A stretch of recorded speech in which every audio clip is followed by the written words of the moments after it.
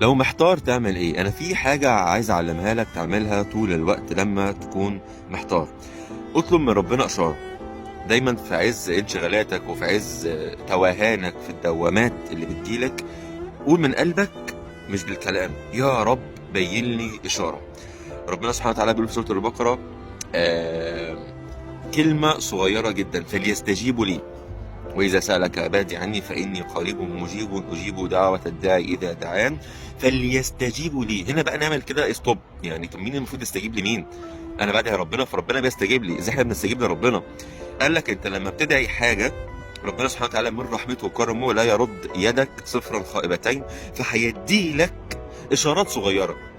انت لو موقن بالاجابه هتاخد بالك من الاشارات دي. لو غير موقن بالاجابه وبتدعيها دعاء وخلاص، الاشارات هتكون قدام عينيك والحل هيكون قدام عينيك وانت مش هتقدر تاخد قرار. فادعي ربنا دعاء صادق من قلبك وركز في الاشارات، هتظهر لك تجليات كتيره جدا هتلاقي فيها اجابات تختصر عليك توهانك. اوكي؟ ما تشوف الشطاره بقى.